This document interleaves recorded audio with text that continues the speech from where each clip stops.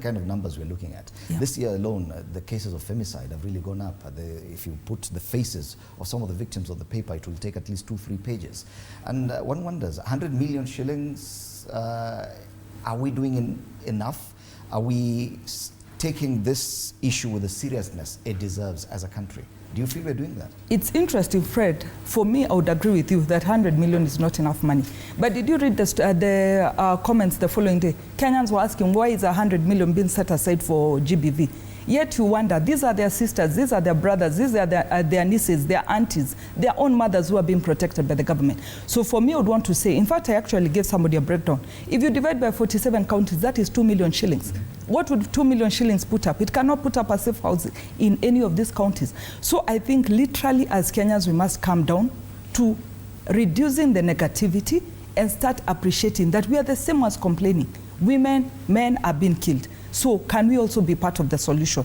Not that any solution that is being picked up, we are out there to attack it or to say it should not actually be happening. So I believe it is now team effort that has to come in. And of course, even the family fabric has to come back together and ask ourselves what is happening.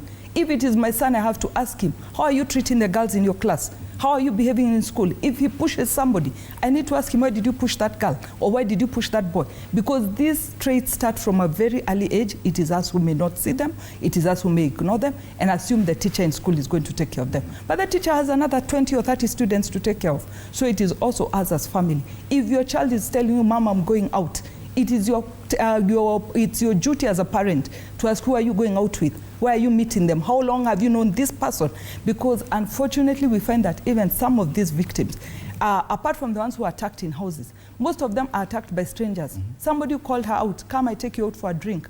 Come, I'll give you money for this. Somebody innocently goes. But just imagine, there's so many times in your life you have been stopped by somebody who made you second think. So if somebody had asked that person, how well do you know this person? Where are you meeting them? Why aren't you meeting them in an open place? Where are you meeting them in a room? Maybe many, many lives would have been saved. Okay. So I think it is also all of us to come together as a community and start asking ourselves how this is going to end. Finally, Fred, let me also state, it also seems to be a habit that when people engage in GBV, there is room for consultation. A chief will bring them together, tell them, no, you need to reconcile and things like that. Eventually, you'll see this victim will be killed by the same perpetrator whom they've been negotiating with. So we have to also bring an end to this thing of assuming that the victim is the sole person who can report a case.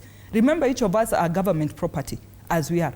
So we also have to ensure that even if a victim withdraws a case, the prosecutor needs to push on with that case. Okay. Yeah. The president, by including this issue in his State of the Nation address, definitely elevated the conversation to